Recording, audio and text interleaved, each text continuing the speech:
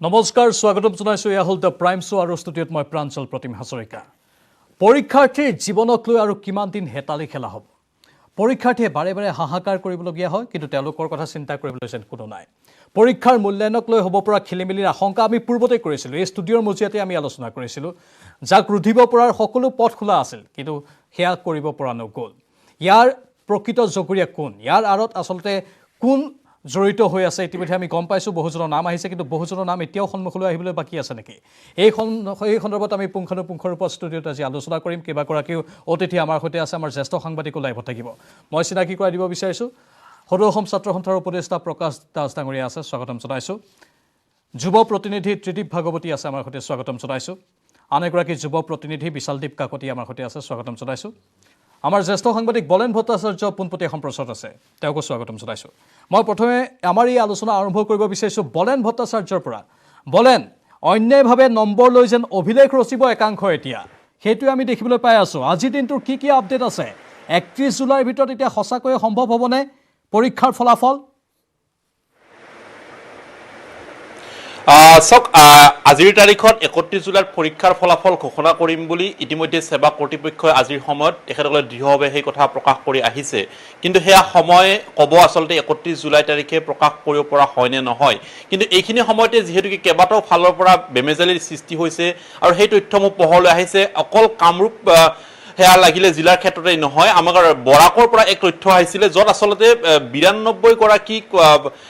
প্ৰাৰ্থীক তাত প্ৰথম স্থান দিয়া হৈছিলে বা তাত প্ৰথম স্থানত ৰখা হৈছিলে যিসমূহ আচলতে বিদ্যালয় চিনাক্ত কৰা হৈছিলে যিসমূহ বিদ্যালয়ত পূৰ্বতে তাত কোনো ধৰণৰ সেইসমূহ বিদ্যালয়ৰ পৰা কোনো ধৰণৰ স্থান প্ৰথম স্থান বা দ্বিতীয় স্থানত তেখেতসকল নাছিলে অৰ্থাৎ প্ৰথম বিভাগ দ্বিতীয় বিভাগত নথকা তেনেকুৱা প্ৰাৰ্থীক তাত তেনেকুৱা ধৰণৰ সেই বিদ্যালয়সমূহত বাছনি কৰা বুলি প্ৰথম বিভাগত উত্তীৰ্ণ কৰিবলৈ চেষ্টা চলোৱা বুলি এটা খবৰ আহিছিলে অৰ্থাৎ ক'ব পাৰি যে এনেকুৱা ধৰণৰ কিছুমান খবৰ আহিছে যে মূল্যাংকন ব্যৱস্থা পদ্ধতি ইতিমধ্যে নিৰ্ণয় কৰা হ'ল ঠিকেই কিন্তু সেই মূল্যাংকন ব্যৱস্থা আৰু পদ্ধতিসমূহ আচলতে অসৎ উপায়েৰে এতিয়া বিদ্যালয়সমূহৰ মাজত প্ৰতিযোগিতা চলিছে নেকি মাথোন প্ৰাৰ্থীক পৰীক্ষাত উত্তীৰ্ণ কৰি দিয়াৰ আচলতে কৰাই নহয় যেন বিদ্যালয়সমূহৰ এক গোপন প্ৰতিযোগিতা চলিছে কোন বিদ্যালয়ৰ ফালৰ পৰা কোন বিদ্যালয়ত আচলতে প্ৰথম বিভাগত অধিক সংখ্যক শিক্ষাৰ্থীক তেখেতসকলে উত্তীৰ্ণ কৰাব পৰা যায় কাৰণ পূৰ্বতে আমি দেখিছিলোঁ যে সাধাৰণতে যিসমূহ বিদ্যালয়ৰ ফলাফল বেয়া হয় সেইসমূহ বিদ্যালয়ৰ বিৰুদ্ধে সঘনে অভিযোগ আহে আৰু সেই অভিযোগৰ পিছতে তাৰ বিৰুদ্ধে শিক্ষা বিভাগৰ তৰফৰ পৰা সাধাৰণতে তাৰ বিৰুদ্ধে ব্যৱস্থা গ্ৰহণ কৰা হয় তেনে এটা সুযোগ এইবাৰ লাভ কৰিছে বিদ্যালয়সমূহে আৰু এই সুযোগৰ অৰ্থে এই মুহূৰ্তত দেখিব পোৱা গৈছে বিদ্যালয়সমূহৰ মাজত চলা এক প্ৰতিযোগিতাৰ ফলস্বৰূপে প্ৰতিখন বিদ্যালয়ৰ শিক্ষাৰ্থীসকলক যাতে অধিক উন্নত মানৰ ফলাফল তেখেতসকলে দেখুৱাব পাৰে তাৰ চেষ্টা চলোৱা ইতিমধ্যেই যেন প্ৰতীয়মান হৈছিলে কামৰূপৰ সেই যি বিষয়া তথা কৰ্মচাৰী জড়িত থকা সেই ঘটনাৰ পিছত ইতিমধ্যে সেৱা কৰ্তৃপক্ষই এক তাৎক্ষণিক সিদ্ধান্ত গ্ৰহণ কৰিছে যদিওবা এই সিদ্ধান্ত পূৰ্বে গ্ৰহণ কৰিবলগীয়া সিদ্ধান্ত আছিলে বিভিন্ন মহলৰ তৰফৰ পৰা চিন্তা চৰ্চা চলোৱা হৈছিলে যে এটা কূটকৌশল ৰচনা হ'ব দুষ্ট চক্ৰ সৰব হৈ আছে আৰু তাৰ বিৰুদ্ধে তেখেতসকলৰ ফলাফল প্ৰকাশৰ সময়ছোৱাৰ প্ৰাক মুহূৰ্তত তেখেতসকলে মাথোন ধনৰ লেনদেনৰ বিনিময়ত শিক্ষাৰ্থীৰ অধিক মূল্যাংকন বা তেখেতসকলক ভাল ফলাফল দেখুৱাৰ কাৰণে তেখেতসকলে প্ৰতিযোগিতাত নামিব কিন্তু দেখিব পোৱা গৈছে যে সেৱা কৰ্তৃপক্ষই শেহতীয়াকৈ সিদ্ধান্ত গ্ৰহণ কৰিছে যে যিসমূহ জিলাভিত্তিক কমিটিয়ে মূল্যাংকন কৰা হৈছে ইতিমধ্যে সেই মূল্যাংকন কৰাসমূহ পুনৰবাৰ পুনৰীক্ষণ কৰিবৰ কাৰণে এক ব্যৱস্থা গ্ৰহণ কৰা হৈছে অৰ্থাৎ এই সময়সীমা ইতিমধ্যে প্ৰতিখন জিলাভিত্তিকভাৱে এই বিষয়াসকলক এই তথা প্ৰেৰণ কৰা হৈছে যদিওবা 11 জুলাই তাৰিখে ইতিমধ্যে অনলাইন পৰ্টেল যোগে তেখেতসকলে নম্বৰ প্ৰাৰ্থীসকলৰ প্ৰেৰণ কৰা হৈছিলে কিন্তু সেই প্ৰেৰণ কৰা প্ৰাৰ্থীসকলৰ নম্বৰসমূহ পুনৰীক্ষণ কৰাৰ কাৰণে দুটা সময় দিয়া হৈছে প্ৰাঞ্জল হয় হয় পুনৰীক্ষণৰ আপুনি থাকক আমাৰ সৈতে পুনৰীক্ষণৰ কথা কোৱা হৈছে কিন্তু এই পুনৰীক্ষণো কিমান স্বচ্ছ আৰু নিকা হ'ব মই আলোচনা আৰম্ভ কৰিব বিচাৰিছোঁ আমাৰ ষ্টুডিঅ'ত থকা অতিথিসকলৰ সৈতে মই প্ৰকাশ দাস ডাঙৰীয়াৰ কাষলৈ আহিম কিন্তু তাৰ পূৰ্বে মই ত্ৰিদীপ ভাগৱতীক এটা কথা সুধি ল'ব বিচাৰিছোঁ ত্ৰিদীপ আপোনাৰ হয়তো মনত আছে আজিৰ পৰা 3 সপ্তাহ পূৰ্বে আমি এই ষ্টুডিঅ'তে একেটা অনুষ্ঠানতেই এই কথা আশংকা প্ৰকাশ কৰিছিলোঁ যে অশুভ প্ৰতিযোগিতা এটা হ'ব পাৰে নিশ্চয় আপোনাৰ মনত আছে সেই কথাটো সেইটোৱে কথাটো আমি পাতিছিলোঁ এই কথাটো আৰু তেতিয়া আমি সাৱধান বাণী শুনাই দিছিলোঁ যে হ'ব পাৰে আপোনালোকে ইয়াত যথেষ্ট প্ৰিকশ্যন ল'ব লাগিব কিন্তু লোৱা নহ'ল সেইটো আটাইতকৈ মানে মোৰ আটাইতকৈ বেয়া লগা কথাটো কি যে আমি মোৰ এতিয়া ভাৱ হয় যে আমি ইমান দিনে এই যিখিনি 18 মাহে পঢ়া শুনা কৰি থকা ছাত্ৰ ছাত্ৰী তেওঁলোকৰ ওপৰত পৰীক্ষা চলালোঁ নেকি যেনেকৈ বিজ্ঞানাগাৰত আমি কিছুমান সামগ্ৰী ৰাখোঁ পৰীক্ষা চলাওঁ যাতে আমি ভাবিব পৰা ৰিজাল্ট এটা পাওঁ ঠিক এইদৰে ছাত্ৰ ছাত্ৰীখিনিৰ লগত পৰীক্ষা চলোৱা হ'ল নেকি কিয় কৈছোঁ কাৰণ প্ৰথমতে কৈ থকা হ'ল পৰীক্ষা হ'ব নহ'ল তাৰপাছত কোৱা হ'ল পৰীক্ষা কি মাধ্যমত হ'ব সেই কথাবোৰ স্পষ্ট নহ'ল তাৰপাছত হঠাৎ কোৱা হ'ল পৰীক্ষা নহয় মূল্যায়ন কমিটি গঠন কৰা হ'ল তেওঁলোকে প্ৰতিবেদন দিলে সেই কামখিনি কৰাৰ পাছত দায়িত্বটো আছিল চৰকাৰ আৰু সেৱা আৰু এছেকৰ আৰু আপুনি যদি আৰু এটা বিষয় চাই যিটো বিষয়ে আমি কথা পতাটো ভাল সেৱা আৰু এছেকে যেতিয়া আগতেও পৰীক্ষা পাতিছিল তেতিয়াও যথেষ্ট খেলিমেলি আছিল এইবাৰ পৰীক্ষা নপতাকৈ খেলিমেলি হৈছে তাৰ মানে আমি এই ছাত্ৰ ছাত্ৰীখিনিৰ তেওঁলোকৰ ইমান দিনৰ পঢ়া শুনা তেওঁলোকৰ ইমান দিনে জীৱনটোক লৈ থকা আশা এই মেট্ৰিক আৰু হাই ছেকেণ্ডেৰী পৰীক্ষাটো যিকোনো এগৰাকী ছাত্ৰৰ বাবে আত্মবিশ্বাস পোৱা প্ৰথমটো পৰীক্ষা ইয়াৰ লগত তেওঁৰ ঘৰখনৰ কথা জড়িত হৈ আছে ওচৰ চুবুৰীয়াৰ কথা জড়িত হৈ আছে বিদ্যালয়খনৰ কথা জড়িত হৈ আছে শিক্ষকৰ কথা জড়িত হৈ আছে সেই ছাত্ৰগৰাকীৰ আপুনি মানসিক অৱস্থাটো ভাবক ইমান দিন পঢ়া শুনা কৰিছে আৰু তাৰ পাছত ইমানবোৰ বেমেজালিৰ পাছত শেষত গৈ শিক্ষাগুৰুসকলৰ দৰে সন্মানীয় পদত থকা মানুহ আৰু যিখিনি মানুহৰ ওপৰত গোটেই শিক্ষা ব্যৱস্থাটো ভিত্তি হয় তেওঁলোকৰ ওপৰত আধাৰিত হয় সেই মানুহখিনিৰ দ্বাৰা এই কামটো সংঘটিত হৈছে মুখ্যমন্ত্ৰী আপোনাৰ যদি মনত আছে এটা কৈছিল সংবাদ মাধ্যমৰ আগত যে বাগবৰজনীয়াত এই ধৰণৰ ঘটনা হ'ব পাৰে বাগবৰজনীয়াতটো নহ'ল এতিয়া ক'ত ঘটনাটো পোহৰলৈ আহিছে জালুকবাৰী গৃহ সমষ্টি তেওঁৰ গতিকে মূল কথাটো কি যে আৰু তেওঁক যিগৰাকী ব্যক্তিক 24 ঘণ্টা তেওঁলোকে আৰক্ষী অধীক্ষকে সংবাদমেল পাতি ক'লে সেই ব্যক্তিগৰাকীক যিগৰাকী অধীক্ষক স্কুল ইন্সপেক্টৰ আছিল তেওঁক তাৰ পাছত বেলেগ এটা বিভাগলৈ বদলি কৰি দিয়া হৈছে 24 ঘণ্টাৰ ভিতৰত যিজন মানুহৰ ওপৰত 24 ঘণ্টা আগতে এটা আৰোপ লাগিছিল তেওঁৰ ওপৰত এটা অভিযোগ আছিল প্ৰমাণিত হওক নহওক পিছৰ কথা সেই মানুহগৰাকীক তাৰ পাছত বদলি কৰা হৈছে মোৰ ভাৱ হয় এই গোটেই ঘটনাটো গাপ দিয়াৰ চেষ্টা চলিছে গতিকে মোৰ প্ৰথম আহ্বানটো এইটো আৰু যি জিলাৰ কথা আহিছে কাছাৰৰ কথা এতিয়া মানুহে কৈছে বৰপেটাৰ কথা মানুহে কৈছে এই সকলোবোৰ জিলাত অভিযান চলোৱা হওক আৰু এই ছাত্ৰ ছাত্ৰীসকলক অন্তত এই মানসিক চাপটোৰ পৰা মুক্তি দিয়া হওক যে তোমালোকৰ ৰিজাল্টটো যেতিয়া পাবা সেই ৰিজাল্টটো যাতে শুদ্ধ হয় কাৰণ ৰাকেশ পালৰ সময়ত যদি আপুনি মনত পেলায় সেই সময়ত সেইবাৰ APSC মানুহে পঢ়া শুনা কৰিও পাইছে তাৰ পাছতো তেওঁলোকক কোৱা হয় যে আপোনালোকে পইচা দি APSC পাইছে সেই গ্লানিটো যাতে এই ছাত্ৰ ছাত্ৰীখিনিৰ গাত নালাগে সেই কথাটো নিশ্চিত কৰাৰ বাবে দায়িত্বশীল হিচাপে কাম কৰিব নিশ্চয় প্ৰকাশ দাস ডাঙৰীয়া এইটোৱে সবাতোকৈ এটা বৰ চিন্তনীয় কথা আৰু এই ছাত্ৰ ছাত্ৰীসকলে এই গোটেই ব্যৱস্থাক লৈ এনেও হতাগ্ৰস্ত তাতে আকৌ এতিয়া শিক্ষাগুৰুৱে যদি টকা লৈ ধন লৈ এনেধৰণে নম্বৰ বেছিকৈ দিবলৈ চেষ্টা কৰে এয়া ভৱিষ্যতক লৈ সম্পূৰ্ণ হেতালি আশ্বস্ত হ'ব পৰা নাই কোনো লোক আপোনালোকে কি কৰি আছে বাৰু আপোনালোকৰ সদৌ অসম ছাত্ৰ সন্থাৰ পৰা আমি সদৌ অসম ছাত্ৰ সন্থাই আৰম্ভণিৰ পৰাই যেতিয়া সেৱাৰ অধ্যক্ষ কাউন্সিলৰ অধ্যক্ষ অসমৰ শিক্ষামন্ত্ৰী মুখ্যমন্ত্ৰী পৰ্যায়ত আমাৰ আলোচনা হৈছিলে আমি তাত তিনিটা মূল কথা কৈছিলোঁ প্ৰথম কথা হ'ল যে শিক্ষাবৰ্ষ ছাত্ৰ ছাত্ৰীৰ ক্ষতি হ'ব নালাগিব স্বাস্থ্যজনিত কোনো যাতে সমস্যাৰ সন্মুখীন হ'ব নালাগে ছাত্ৰ ছাত্ৰী আৰু ছাত্ৰ ছাত্ৰীৰ স্বাৰ্থ সুৰক্ষিত হ'ব লাগিব এই তিনিটা মূল কথাই হ'ল ছাত্ৰ ছাত্ৰীৰ শিক্ষা জীৱনৰ লগত এটা এই সমস্যাৰ লগত যিটো পৰিস্থিতি আহিছে এই পৰিস্থিতিৰ পৰা ছাত্ৰ ছাত্ৰীক মুক্তি দিয়াৰ এটা মূল নীতি তাৰ মাজত বিভিন্ন পৰ্যায়ৰ আলোচনা হোৱাৰ পিছত পৰীক্ষা নোহোৱা কথাটো ইতিমধ্যে ৰাজহুৱা হৈছে কি কাৰণে পৰীক্ষা নহ'ল স্বাস্থ্য বিভাগৰ প্ৰতিবেদন দিলে প্ৰতিবেদন স্পষ্টভাৱে কোৱা হ'ল যে 18 বছৰ তলৰ ছাত্ৰ ছাত্ৰী প্ৰায় 14% মহামাৰী কৰোণাত আক্ৰান্ত হৈছে গতিকে সম্ভৱ নহয় কথাটো যেতিয়া কেবিনেটত ক'লে কেবিনেটে এই পৰীক্ষা পাতাৰ ক্ষেত্ৰত সিদ্ধান্ত লোৱাৰ ক্ষেত্ৰত ক'লে যে পৰীক্ষা সম্ভৱ নহয় কেবিনেটে ডিচিশ্যন দিলে তাৰপিছত মন্ত্ৰী পৰ্যায়ত সেই শিক্ষামন্ত্ৰী পৰ্যায়ত তাৰ সিদ্ধান্ত হ'ল তাৰপিছত পৰামৰ্শদাতা কমিটি হ'ল পৰামৰ্শদাতা কমিটিয়ে বিভিন্ন সময়ত বিভিন্ন কথা চিন্তা কৰি কেনেকৈনো পৰীক্ষাৰ বিকল্পভাৱে মূল্যাংকন কৰিব পাৰি তাৰ ৰুল দিছিলে কিন্তু যোৱা 17 তাৰিখৰ যি ঘটনা কামৰূপৰ আয়াস অফিচত সংঘটিত হ'ল এইটো বৰ আচৰিত এটা ঘটনা আৰু এই ঘটনাই আমাৰ যিটো ছাত্ৰ ছাত্ৰীৰ শৈক্ষিক জীৱন আছিল এই জীৱনক লৈ হেতালি খেলা এটা ব্যৱস্থা যেন আমি দেখা পালোঁ আৰু ছাত্ৰ ছাত্ৰীৰ যিটো মূল্যাংকনৰ ক্ষেত্ৰত যিটো পবিত্ৰতা মূল্যাংকন এটা বৰ পবিত্ৰ ব্যৱস্থা এই ব্যৱস্থাটোৰ ক্ষেত্ৰত ধন লৈ নম্বৰ বঢ়াই পৰীক্ষা পাছ কৰি দিয়াৰ এই কাৰ্যত এজন অধ্যক্ষ প্ৰধান শিক্ষক জড়িত হোৱাৰ আৰু আয়াস অফিচৰ কাৰ্যালয়ৰ ব্যক্তি জড়িত হ'ল আৰু তেতিয়াই আমি সেই যে কামৰূপ জিলা আৰক্ষী অধীক্ষকগৰাকী যি গোটেই ঘটনাটো পোহৰলৈ আনিছিল তেখেতক গৈ আমি লগ ধৰিছিলোঁ আৰু তেখেতক আমি স্পষ্টভাৱে কৈছিলোঁ যে এই ঘটনাৰ লগত জড়িত কোনো ব্যক্তি যাতে হাৰি নাযায় আৰু তদন্ত যাতে নিখুঁত হয় আৰু তেখেতে কৈছিলে যে অকল কামৰূপ জিলাই নহয় অসমৰ বিভিন্ন জিলাত এনেকুৱা ধৰণৰ ক্লুৰ থকা আমাৰ সন্দেহ হৈছে আৰু সেইকাৰণে আমি অসমৰ মুখ্যমন্ত্ৰীক কৈছিলোঁ কাৰণ মুখ্যমন্ত্ৰী গৃহ জিলাত এই ধৰণৰ ঘটনা ঘটিছে আৰু মুখ্যমন্ত্ৰী কৈছে যে আমি কঠোৰভাৱে ব্যৱস্থা ল'ম কিন্তু কথাত কোৱা হৈছে বাস্তৱত জানো লোৱা হৈছে কথা কঠোৰ ব্যৱস্থা যে কঠোৰভাৱে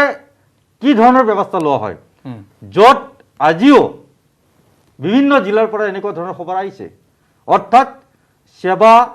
অধ্যক্ষগৰাকী আজিও মই কথা পাতিছোঁ তেখেতসকলে কৈছে যে আমি 2 দিন সময় দিছোঁ এই যিসমূহ যিগৰাকী বিষয়াক ডাঙৰীয়া বদলি কৰা হ'ল তেওঁক এতিয়া নিৰীক্ষণত ৰখা বুলি শিক্ষামন্ত্ৰীয়ে এই কথাটো যেতিয়া মানে পুথি খলিহনাক ধৰিছে কিন্তু বিয়াগম বিষয়াসকলক একো কৰিব পৰা নাই কেৱল বদলি কৰি দিছে বিষয়টো এনেকুৱা যে যিগৰাকী বিষয়াৰ অধীনত অৰ্থাৎ স্কুটিনি কমিটিৰ তেখেত চেয়াৰমেন জিলা পৰ্যায়ত যি স্কুটিনি কমিটি গঠন হৈছে তেখেত তেওঁৰ চেয়াৰমেন আৰু সেই অফিচৰ অপাৰেটৰজনে গোটেই গণ্ডগোলটো লগোৱাৰ ক্ষেত্ৰত তেওঁ এটা মেইন কালপিট আৰু প্ৰধান শিক্ষক অধ্যক্ষ যিজনৰ জেললৈ পঠালে সেইজন অধ্যক্ষ নিশ্চয়কৈ এই নম্বৰৰ খেলি মেলি ক্ষেত্ৰত প্ৰমাণিত হৈছে আৰু সেইকাৰণে তেওঁ জেললৈ পঠাইছে কিন্তু এই কথাটো হয় যে যিগৰাকী বিষয়া গোটেই বিষয়টোৰ মুৰব্বী সেই মুৰব্বী বিষয়াগৰাকী কিন্তু এই গোটেই ঘটনাটো নিজৰ কাৰ্যালয়ত ঘটিছে গতিকে সেই কথাটো অসমৰ শিক্ষামন্ত্ৰী গুৰুত্ব সহকাৰে কথাটো লৈছে নে নাই এতিয়া সন্দেহ হৈছে আজি শিক্ষামন্ত্ৰী এটা প্ৰেছ মিটত কৈছে যে আমি 15 দিনৰ ভিতৰত তেখেতৰ বিষয়ে ইনকুৱাৰী কৰাৰ কাৰণে আমি দায়িত্ব দিছোঁ অফিচাৰক দায়িত্ব দিয়াৰ আগত প্ৰথম কামটো সেইটোৱে কৰিব লাগিছিল আজি কোৱাতকৈ যোৱাকালি সেই কথাটো প্ৰথমে কৰিব লাগিছিল যে এইজন বিষয়াৰ বিৰুদ্ধে আমি তদন্ত দিছোঁ আৰু তদন্ত নোহোৱা টাইমখিনি আমি তেওঁক আঁতৰাই ৰাখি আমি সম্পূৰ্ণ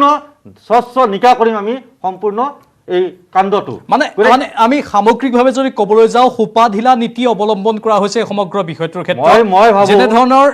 কাৰ্যক্ৰমণিকা ল'ব লাগিছিল যেনে ধৰণৰ কঠোৰ ব্যৱস্থা ল'ব লাগিছিল তেনে ধৰণৰ কঠোৰ ব্যৱস্থা লোৱা হোৱা নাই পূৰ্বেও সাৱধান হোৱা নাছিল এতিয়া ধৰা পৰাৰ পাছত এই কথাটো স্পষ্ট যে ছাত্ৰ ছাত্ৰী শিক্ষা জীৱনক লৈ যি হেতালি খেলিছে এই কথা কেতিয়াও সহ্য কৰা নহয় কোনেও সহ্য নকৰে আৰু সহ্য কৰা লাগিব আৰু এই পৰীক্ষা মূল্যায়নৰ নিচিনা যেতিয়া এটা পবিত্ৰ ব্যৱস্থাক যিসকল বেপাৰী ধৰণৰ শিক্ষকে এনেকুৱা কাণ্ড কৰিলে সেইসকলক কঠোৰ শাস্তি দিয়াৰ কাৰণে চৰকাৰে দায়িত্ব ল'ব লাগে আৰু মুখ্যমন্ত্ৰী ডাঙৰীয়া ইয়াৰ দায়িত্ব আছে মুখ্যমন্ত্ৰী গৃহ বিভাগৰ দায়িত্বত আছে এনেকুৱা ধৰণৰ ঘটনা ঘটা ইনফৰমেশ্যন পালে কঠোৰ ব্যৱস্থা ল'ম বুলি ক'লে নহয় সমগ্ৰ অসমতে কঠোৰ ব্যৱস্থা লৈ দেখুৱাব লাগে কাৰণ এইটো ছাত্ৰ ছাত্ৰীৰ শৈক্ষিক জীৱনৰ লগত জড়িত বিষয় ছাত্ৰ ছাত্ৰী ন্যায় পাব লাগিব তাৰ কোনো বিকল্প কথা হ'ব নোৱাৰে ছাত্ৰ ছাত্ৰী ন্যায় পোৱাৰ নাপোৱালৈকে এই কথাটো কিন্তু অসম চৰকাৰ শিক্ষা বিভাগ শিক্ষামন্ত্ৰী সেৱা কাউন্সিলে কিন্তু শান্তি নাপাব মই বিশালদীপ কাকতিৰ কাষলৈ যাব বিচাৰিছোঁ গৰৈমাৰীৰ মাজৰটোপ বা কামৰূপত এই ঘটনা সংঘটিত হ'ল এয়া মাত্ৰ এটা উদাহৰণহে অসমৰ যে আন প্ৰান্তত হোৱা নাই তাক আমি নুই কৰিব নোৱাৰোঁ ইতিমধ্যে প্ৰকাশ দাস বা ত্ৰিদীপ ভাগৱতীয়ে কৈছে আমাৰ জ্যেষ্ঠ সাংবাদিক বলেনেও সেই কথাটো কৈছে মানে ইয়াৰ পাছত আমি কিমান স্বচ্ছ হ'ব মানে কিমান আশ্বস্ত হ'ব পাৰিম এটা বৰ ডাঙৰ প্ৰশ্ন সন্দেহ সকলোৰে থাকি যাব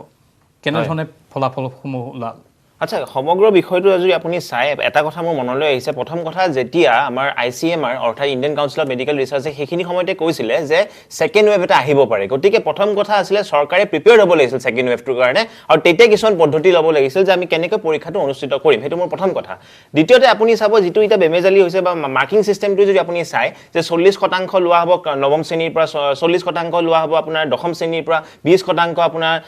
স্কুলে দিব তে এতিয়া সমস্যাটো কি হ'ব যে আগতে আমাৰ সেৱাৰ এটা ব্যৱস্থা আছিল যে বিষয়ত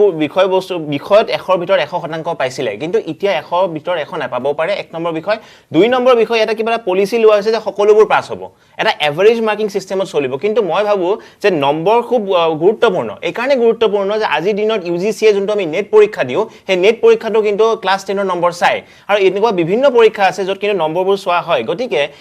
তেনে স্থলত যেতিয়া সেৱাই গম পাইছিলে যে এনেকুৱা এটা পৰিস্থিতি হ'ব পাৰে তেতিয়াহ'লে তেখেতসকলে বিভিন্ন পদ্ধতি ল'ব পাৰিলেহেঁতেন মইতো এই কথাটোকো কওঁ যে ফেব্ৰুৱাৰী মাহত তেখেতসকলে খুব পৰিপাটিকৈ পৰীক্ষা অনুষ্ঠিত কৰিব পাৰিলেহেঁতেন কিন্তু ফেব্ৰুৱাৰী মাহত চৰকাৰ ব্যস্ত হৈ আছিলে ইলেকশ্যনৰ নামত আৰু এটা কথা মই কৈছোঁ যে যিহেতু এটা পেণ্ডেমিকৰ চিটুৱেশ্যন বা এটা কৰোণা ভাইৰাছৰ পেণ্ডেমিক চলি আছে যে আমি পৰীক্ষা পাতিব নোৱাৰিব পাৰোঁ সেইটো মই মানি লৈছোঁ কিন্তু পৰীক্ষা যেতিয়া আমি পাতিব নোৱাৰিলোঁ তেতিয়া অন্য কিয় ব্যৱস্থা ল'ব নোৱাৰিলোঁ আমি বাৰে বাৰে কৈ থাকোঁ আমাৰ স্কিল ডেভেলপমেণ্টৰ কথা কৈ থাকোঁ কিয় এনেকুৱা ব্যৱস্থা লোৱা নহ'ল যে আমি কিছুমান এনেকুৱা স্কিল ডেভেলপমেণ্ট প্ৰজেক্ট ছাত্ৰ ছাত্ৰীসকলক দিলোঁ হয় আৰু সেই স্কিল ডেভেলপমেণ্ট প্ৰজেক্টৰ বেচিছত তেখেতসকলৰ দক্ষতাও বিকাশ হ'লেও আৰু সেই ভিত্তিত আমি নম্বৰবোৰো দিব পাৰিলোহেঁতেন কিন্তু এতিয়া যেতিয়া সেই আপুনি পইচা দিয়া ব্ৰাইবিঙৰ চিষ্টেমটো আহিছে তাৰ মানে কি অভিভাৱকসকলৰ ক'ৰবাত সন্দেহ আছে যে তেখেতসকলৰ ছাত্ৰ ছাত্ৰীয়ে ভাল নম্বৰ নাপাব পাৰে গতিকে তেনে এক স্থলত মই ভাবোঁ যে সেৱাৰ খুব গুৰুত্বপূৰ্ণ এটা ভূমিকা আছে আৰু তেখেতসকলে কিমান দূৰ ইয়াক পালন কৰিব এটা প্ৰশ্নবোধক চিহ্ন আছে কাৰণ বাৰে বাৰে দেখুৱাই আহিছে আগতেও আমি সমস্যা দেখিছোঁ সেৱাত এতিয়াও সমস্যা আছে মাজতে কৈছিল দুখন মাৰ্কশ্বিট দিব গতিকে এনেকুৱা যদি পৰিস্থিতিবোৰ চলি থাকে ইমান এখন পুৰণি বোৰ্ড ইমানবোৰ জ্ঞানী ব্যক্তি আছে এখেতসকলে কিয় এটা ভাল মূল্যায়ন পদ্ধতি দিব নোৱাৰিলে আৰু মোৰ এটা কথাই বেয়া লাগে যে ছাত্ৰ ছাত্ৰীসকলে পৰীক্ষা দিব কেতিয়াও ছাত্ৰ ছাত্ৰীসকলৰ মতামত লোৱা নহয় কিয় আমি ছাত্ৰ ছাত্ৰীসকলৰ মতামত ল'ব নোৱাৰোঁ আৰু এতিয়া চাব আপুনি বাজেটৰ কথা কওঁ এটা টানি আনিছোঁ বাজেটৰ কথাটো এইকাৰণে বাজেটত কোৱা হৈছে যে নৱম শ্ৰেণী আৰু দশম শ্ৰেণীৰ ছাত্ৰ ছাত্ৰীসকলক স্মাৰ্টফোন দিয়াব বৰঞ্চ ফ্ৰী ইণ্টাৰনেট দিয়াব কিন্তু আমাৰ ইণ্টাৰনেট ব্যৱস্থাটো সবলনে আমাৰ অনলাইন ব্যৱস্থা হ'বলনে গতিকে এইবোৰ বস্তুত গুৰুত্ব নিদি বাৰে বাৰে কিছুমান চমক দি থকা যিটো চেষ্টা কৰি আছে সেইটো বন্ধ হ'ব লাগে ছাত্ৰ ছাত্ৰীৰ জীৱনৰ লগত কেতিয়াও খেল ধেমালি হ'ব নোৱাৰে মোৰ বেয়া লাগিছে কাৰণ সেইগৰাকী ছাত্ৰীৰ মনত কি চলি আছে আজি বহুতৰ মন থাকিব যে মোৰ কটন মহাবিদ্যালয়ত বা কটন বিশ্ববিদ্যালয়ত নাম ভৰ্তি কৰিব মন থাকিব পাৰে বহুতৰ চলব্ৰুকত নাম ভৰ্তি কৰিবলৈ মন থাকিব পাৰে কিন্তু ইয়াতে যদি এভাৰেজ মাৰ্কিং চিষ্টেমটো গুচি যায় প্ৰায় সকলোবোৰে 75% বা 80% হয় কোনে ক'ত চিট পাব গতিকে এই বস্তুবিলাকৰ ওপৰত গুৰুত্ব দিয়াটো খুব দৰকাৰ বুলি মই ভাবোঁ আপুনি অভিভাৱকৰ কথা কৈছে বিশালদীপ কাকতি অভিভাৱকৰ কথা কওঁতে আপুনি এইটো কথা কৈছে যে অভিভাৱকসকলো নিজৰ সন্তানক লৈ কনফিডেণ্ট নহয় তেওঁলোকেও এই জালত ভৰি দিছে নিজৰ সন্তানক বেছি মাৰ্কছ দিবলৈ বা অধিক নম্বৰ দিবলৈ বলেন এই কথাটো অত্যন্ত গুৰুত্বপূৰ্ণ কাৰণ এইসকল অভিভাৱকে একাংশ অভিভাৱকে এই জালখনত ভৰি দি নিজৰ সন্তানৰ ভৱিষ্যতটো অন্ধকাৰলৈ নিছেই কিন্তু সমাজখনৰ ভৱিষ্যতটো সমান্তৰালভাৱে অন্ধকাৰলৈ নিছে বলেন চাওক গোটেই বিষয়টোৱে এই মুহূৰ্তত এক প্ৰতিযোগিতাত নামিছে সেয়া লাগিলে অভিভাৱকসকলেই হওক একাংশৰ ক্ষেত্ৰত আৰু একাংশ বিদ্যালয়ৰ ক্ষেত্ৰত এখন যেন প্ৰতিযোগিতা আৰু সেই বিদ্যালয়সমূহ জীয়াই ৰখাৰ স্বাৰ্থতে এতিয়া পৰীক্ষাৰ সুফল কঢ়িয়াই অনাৰ স্বাৰ্থত তেখেতসকলে এই ধৰণৰ মেনেজ ভিত্তিত নামিছে কিন্তু পৰিতাপৰ বিষয় যে এই মুহূৰ্তলৈকে যি জিলাভিত্তিক স্কুটিনিং কমিটিসমূহ আছে সেই জিলাভিত্তিক ডিষ্ট্ৰিক্ট লেভেল কমিটিসমূহৰ ওপৰতে সমগ্ৰ দায়িত্ব ন্যস্ত কৰা হৈছে তাৰপিছতো সেৱা কৰ্তৃপক্ষৰ তৰফৰ পৰা প্ৰত্যক্ষভাৱে সেইখন জিলাভিত্তিত পৰ্যালোচনা বা সেই জিলাখনত নিৰ্দিষ্ট এখন স্কুললৈকে গৈ পৰীক্ষামূলকভাৱে হওক বা সেয়া লাগিলেই বিভাগীয়ভাৱে তেখেতসকলৰ সেৱা কৰ্তৃপক্ষই নিজেই সন্তুষ্ট ৰখাৰ খাতিৰত তেখেতসকলে যদি প্ৰত্যক্ষভাৱে একোখন বিদ্যালয়ত তেখেতসকলে পৰ্যবেক্ষণ কৰিলে হয় তেতিয়াহ'লে হয়তো বহুখিনি তথ্য পোহৰলৈ আহিলে হয় বা এই ধৰণৰ বিসংগতি তথ্যসমূহ ক্ষেত্ৰত পোহৰলৈ হোৱাৰ সম্ভাৱনা থাকিলে হয় কিন্তু দেখিব পোৱা গৈছে তেনেকুৱা ধৰণৰ কোনো পদক্ষেপ গ্ৰহণ কৰা হোৱা নাই অতি চুবুৰীয়া যে ৰাজধানীৰ পৰা কাষতে থকা এখন জিলা আৰু সেই জিলাখনতে এই ধৰণৰ ঘটনা যদি পোহৰলৈ আহিবলৈ সম্ভৱ হৈছে তেতিয়াহ'লে হয়তো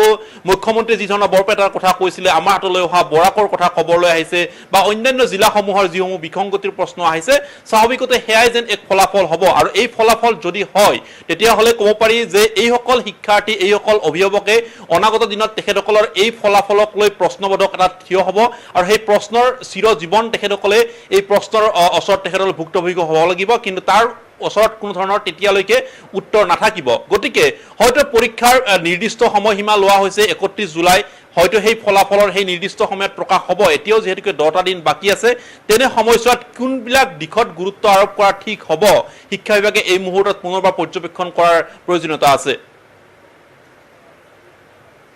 ত্ৰিদীপ এই 31 জুলাইত ফলাফল ঘোষণা হ'ব বুলি যে কৈ থকা হৈছে আমাৰ সাংবাদিকগৰাকীয়েও তথ্য আহৰণ কৰি এইখিনি কথা কৈছে কাৰণ সেৱা বা এছকে সেই কথাটো কৈ আছে যে আমি 31 জুলাইতে ফলাফল ঘোষণা কৰিম কিন্তু এইসমূহ ঘটনাৰ পাছত আপোনাৰ মনে কয়নে যে 31 জুলাইত ফলাফল ঘোষণা হ'ব পাৰিব নে বিলম্ব হ'ব পাৰে না 31 জুলাইত তেওঁলোকে ফলাফল ঘোষণা কৰিবই সেইটো তেওঁলোকৰ কথাত আজিও তেওঁলোকে সেই কথাটোৱে স্পষ্টভাৱে কৈছে সেৱাৰ ফালৰ পৰা কিন্তু মোৰ কথাটো এইটো যে ফলাফলটো কেতিয়া দিয়ে সেইটো গুৰুত্বপূৰ্ণ কথা নহয় ফলাফলটো 31 তাৰিখে দিয়ে 5 তাৰিখে দিয়ে তাত সমস্যাটো নাই সমস্যাটো আছে যিটো ফলাফল পাব সেই ফলাফলটোৱে গোটেই জীৱন ছাত্ৰ ছাত্ৰীসকলক গ্লানি দিব নে তেওঁলোকে সেই ফলাফলটোত সন্তুষ্ট হ'ব সেইটো মূল কথা ছাত্ৰ ছাত্ৰীসকল ফলাফলটোক লৈ সন্তুষ্ট হোৱাটো ছাত্ৰ ছাত্ৰীসকলে ফলাফলটোক লৈ আশা কৰা ধৰণে পোৱাটো মূল কথা সেই কথাটো প্ৰথমে প্ৰথমতে নিশ্চিত হ'ব লাগে আৰু আমি আগতে আমি যেতিয়া এই বিষয়টোক লৈ বহিছিলোঁ তেতিয়াও আমি এই কথাটোৱে কৈছিলোঁ যে গোটেই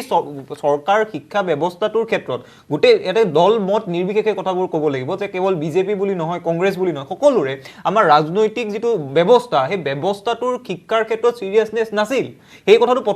বিশাল দীপদাই কোৱাৰ দৰে ইলেকশ্যনৰ বাবেহে পৰীক্ষা পাতিব পৰা অৱস্থা নাছিল সেই কথাবোৰতো স্পষ্ট হৈছিল তাৰ পাছতো ছাত্ৰ ছাত্ৰীসকলে এই কথাবোৰ মানি লৈছিল যেতিয়া নতুন মূল্যায়ন এটা ফৰ্মুলা দিয়া হৈছিল তেতিয়াও ছাত্ৰ ছাত্ৰীসকলে মানি লৈছিল গতিকে মই এই কথাটোৱে কৈছোঁ আজি যে ইমানখিনি সহ্য কৰাৰ পাছত এই কামখিনি বন্ধ কৰিব নোৱাৰি এই কামখিনি চলি থাকিব দি তেওঁলোকে ছাত্ৰ ছাত্ৰীসকলক এই মাধমাৰটো কিয় মাৰিছে এই মাধমাৰটোৰ কোনো প্ৰয়োজন নাছিল পৰীক্ষা আপোনালোকে পাতিব নোৱাৰিলে এই কথাটো সকলোৱে মানি ল'লে মূল্যায়ন ফৰ্মুলা এটা আহিল মূল্যায়ন ফৰ্মুলাটোৰ ক্ষেত্ৰত যথেষ্ট মানুহৰ আপত্তি আছিল তাৰ পাছতো মানি লোৱা হৈছিল কিন্তু এই মাধমাৰটো এইবাৰ পৰীক্ষাৰ যিখন এতিয়া মাৰ্কশ্বিট পাব সেই মাৰ্কশ্বিটখন লৈ গোটেই জীৱন সন্দেহ কৰি থাকিব লগা এটা পৰিস্থিতিত কিয় ছাত্ৰ ছাত্ৰীসকলক উপনীত কৰালে সেই কথাটো মূল কথা গতিকে মই এই কথাটোৱে আশা কৰিম আগতে চিৰিয়াছনেছ নাছিল সেই কথাবোৰ এতিয়া মানুহে পাহৰি যাব যদিহে এতিয়া বাকী ৰাজ্য বাকী জিলাবোৰত যি কাহিনী চলি আছে বাকী জিলাবোৰত যিদৰে এই মূল্যায়নৰ কেলেংকাৰীটো হৈছে বেহা এখন চলিছে এই বেহাখন বন্ধ কৰিব লাগে আৰু আমাৰ আচলতে আজি আমি পাতিব লাগিছিল যে 100% ছাত্ৰ ছাত্ৰী যেতিয়া উত্তীৰ্ণ হ'ব তাৰ পাছত এওঁলোকক নামভৰ্তি ক'ত কৰাম সেই কথাবোৰ আমি পাতিব লগা হৈছে কি আছে এই ছাত্ৰ ছাত্ৰীসকলক আমি চৰকাৰী মাধ্যমত যদি পঢ়াব নোৱাৰো ব্যক্তিগত খণ্ডক কিদৰে মাচুল নিয়ন্ত্ৰিত কৰি পঢ়াম এই কথাবোৰ মূল কথা আসন কিদৰে বৃদ্ধি কৰিম আমাৰ চৰকাৰী মাধ্যমৰ বিদ্যালয়ত এই কথাবোৰ মূল কথা আছিল কিন্তু তাৰ সলনি আজি আমি এই ধৰণৰ বিষয় এটালৈ পুনৰ বহিব লগা হৈছে আৰু এইবাৰ কিন্তু আপুনি কথাটো অতি সুন্দৰভাৱে কৈছে যে কেৱল সেৱা এছেকক আমি যদি দুখ দিওঁ তেতিয়া কিন্তু বিষয়টো অসম্পূৰ্ণ হ'ব ইয়াৰ লগত অসমীয়া মানুহৰ নৈতিক অধপতনৰ যিটো কথা শিক্ষকতাৰ লগত জড়িত বৃত্তি এটাৰ লগত জড়িত মানুহৰ যি নৈতিক অধপতন এই যিখিনি IS office IS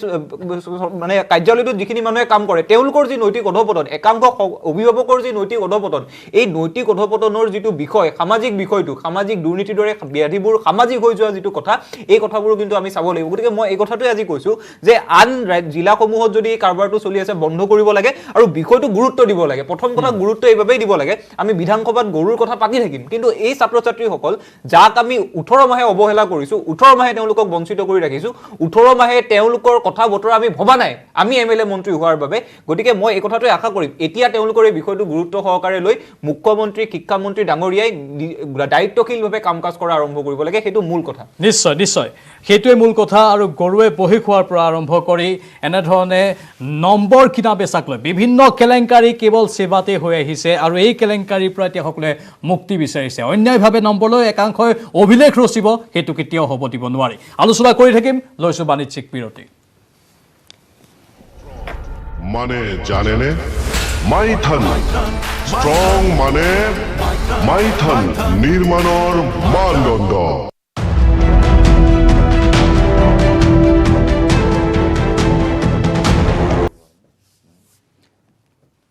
the prime শ্ব'ত আমি অত্যন্ত গুৰুত্বপূৰ্ণ বিষয়ৰ ওপৰত আলোচনা কৰি আছোঁ আৰু মই এইবাৰ পোনপটীয়াকৈ প্ৰকাশ দাস ডাঙৰীয়াৰ কাষলৈ যাব বিচাৰিছোঁ এইবাৰ যি পদ্ধতি অৱলম্বন কৰা হ'ল সেই অনুসৰি হেডমাষ্টাৰ বা প্ৰিন্সিপালসকলক মাৰ্ক দিয়াৰ সম্পূৰ্ণ কৰ্তৃত্ব দিয়া হ'ল সেৱাৰ তৰফৰ পৰা যাৰ ফলতে এনেকুৱা হ'ল বুলি আপুনি ভাবে নেকি বাৰু মানে গোটেই কথাটো আহিল যে স্কুল পৰ্যায়ত এখন মূল্যাংকনৰ কমিটি কৰিছিলে তাত অধ্যক্ষ বা প্ৰধান শিক্ষকজন মূলতঃ প্ৰধান আছিলে আৰু তেখেতসকলক যেতিয়া নম্বৰ মূল্যাংকনৰ নম্বৰ দিলে তেখেতসকলে তালিকা প্ৰস্তুত কৰি এখন সেৱাক দিলে সেৱাই আকৌ ডিষ্ট্ৰিক্ট লেভেলত এখন স্কুটিনি কমিটি কৰিলে সেই স্কুটিনি কমিটিয়ে ৰুল ফ্ৰেম যি কৰিছিলে যি নীতি আধাৰত এই মূল্যাংকনৰ তালিকা বনাব দিছিলে সেই মূল্যাংকনৰ নীতি মানিছেনে নাই তাৰ ভেৰিফিকেশ্যন কৰাৰ কাৰণে ডিষ্ট্ৰিক্ট লেভেলৰ স্কুটিনি কমিটি কৰিছিলে আৰু সেই স্কুটিনি কমিটিৰ যেতিয়া দেখিলে যে 10% 3 বছৰৰ পৰীক্ষা ৰিজাল্টৰ যিটো maximum result first division second division distinction ষ্টাৰৰ ক্ষেত্ৰত 10% বেছি হ'ব পাৰে তাৰ ওপৰত হ'ব নোৱাৰে সেই ধৰণৰ ৰুল ফ'ল' কৰাৰ ক্ষেত্ৰত এই ডিষ্ট্ৰিক্ট কমিটিক দায়িত্ব যেতিয়া দিলে সেই ডিষ্ট্ৰিক্ট কমিটিত যেতিয়া আইএছ অফিচৰ আইএছজন চেয়াৰমেন হ'ল তেতিয়াই গোটেই কথাটো কেৰাঙলৈ আহিলে কামৰূপ জিলাত বিশেষকৈ এতিয়া নতুনকৈ এজন বিষয়া দিছে আইএছ অফিচাৰ এজন দিছে গতিকে তেখেতে যথেষ্ট দায়িত্বশীল বুলি আমি জানো গতিকে মই ভাবোঁ কামৰূপ জিলাই আজিও মই আহোঁতে কথা পাতিছোঁ যে তেখেতে কৈছে যে মই খুব নিষ্ঠাৰে কামখিনি কৰিম আৰু নিখুঁতভাৱে কৰিম আৰু ছাত্ৰ ছাত্ৰীসকলে ন্যায় পোৱাৰ এটা ব্যৱস্থা কৰিম তেনেকৈ যদি আন জিলাতো যদি আইএছ অফিচাৰখিনিয়ে সেনেধৰণৰ দায়িত্ব লয়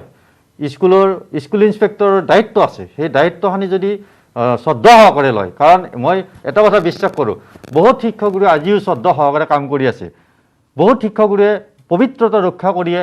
এই ছাত্ৰ ছাত্ৰী মূল্যাংকনৰ লগত জড়িত হৈ আছে। গতিকে সেই শিক্ষকগুৰুসকলৰ কিন্তু পৰিশ্ৰম বা যিটো লক্ষ্য সেইটো অতি মহৎ। গতিকে হয়, কোনোবা এজন বেপাৰী বা কোনোবা এজন দালাল সদৃশ যেতিয়া অধ্যক্ষ বা প্ৰধান শিক্ষক হ'ব, এনেকুৱা ধৰণৰ 2-4টা ঘটনা ঘটিব। কিন্তু তথাপিতো মই ছাত্ৰ ছাত্ৰীসকলৰ প্ৰতি মোৰ এটা অনুৰোধ যে ইমান বেয়া অৱস্থাত, ইমান বেয়া পৰিস্থিতিটো আমি সকলোৱে ধৈৰ্য ধৰিব লাগিব। এই পৰীক্ষা মূল্যাংকনৰ যি ৰিজাল্ট দিব, সেই ৰিজাল্টত যদি কোনোবা ছাত্ৰ ছাত্ৰীয়ে ধৰক নম্বৰক লৈ সন্তুষ্ট নহয়, আৰু এটা পৰীক্ষা পাতাৰ ক্ষেত্ৰত নিশ্চয়কৈ তাত সিদ্ধান্ত লোৱা আছে। গতিকে তেনেকুৱা ধৰণেও আগবাঢ়ি যাব পাৰিব ছাত্ৰ ছাত্ৰীসকলে। কিন্তু এই কথাটো হয় যে এতিয়া যি সময় আছে, এই সময়ত কিন্তু সেৱাই হওক, অসম চৰকাৰে হওক বা মুখ্যমন্ত্ৰী হওক, কঠোৰভাৱে নীতি নিৰ্দেশনা দিব লাগে, যাতে ছাত্ৰ ছাত্ৰীৰ এনেকুৱা ধৰণৰ মূল্যাংকনৰ যি স্কুটিনি চলি আছে জিলাসমূহত, তাত যাতে কোনো অন্যায় হ'ব নোৱাৰে। আৰু ছাত্ৰ ছাত্ৰীসকলৰ কোনো দোষ নাই। আৰু ছাত্ৰ ছাত্ৰীসকলে 1.5 বছৰ ধৰি মানসিক যন্ত্ৰণা ভুগি আছে। কাৰণ পঢ়িছিলে পৰীক্ষা দিম বুলি, পৰীক্ষা নহ'ল, পৰীক্ষা নহয় বিকল্প মূল্যাংকন পদ্ধতিৰে ৰিজাল্ট দিব। ৰিজাল্ট এতিয়া ভাল ধৰণে পাব লাগিছিল, তাৰ মাজতে এনেকুৱা ধৰণৰ ঘটনা আহিলে। গতিকে মই ভাবোঁ এই কামৰূপ জিলাৰ এই ঘটনাটোৱে সমগ্ৰ জিলাৰ স্কুল ইন্সপেক্টৰৰ কাৰ্যালয়ে নীতি শিক্ষা লোৱা উচিত যে ছাত্ৰ ছাত্ৰীসকলৰ প্ৰতি দায়বদ্ধ হৈ নিষ্ঠা আৰু সততাৰে গোটেই প্ৰক্ৰিয়াটো যাতে আগুৱাই লৈ যায়। কাৰণ ছাত্ৰ ছাত্ৰীৰ জীৱন অন্যায় কৰাটো কাৰো অধিকাৰ নাই। সেইকাৰণে অসম চৰকাৰে বিভিন্ন আঁচনি বা বিভিন্ন কৰ্মব্যস্ততা দেখুৱাব পাৰে, কিন্তু মই ভাবোঁ চৰকাৰে নিৰ্দেশ দিব লাগে, যি নিৰ্দেশৰ জৰিয়তে দিন ৰাতি কষ্ট কৰি ছাত্ৰ ছাত্ৰীসকলে যাতে ন্যায় পায় আৰু যি ৰিজাল্ট দিব তাত যাতে ছাত্ৰ ছাত্ৰীসকলে কিছু সন্তুষ্ট লাভ কৰিব পাৰে, তেনেকুৱা ব্যৱস্থা গ্ৰহণ কৰিব লাগে। আৰু এটা কথা কওঁ যে অহা 2021 আৰু 22 বৰ্ষত যি পৰীক্ষা হ'ব, মেট্ৰিকৰে হওক বা হাই ছেকেণ্ডেৰী হওক,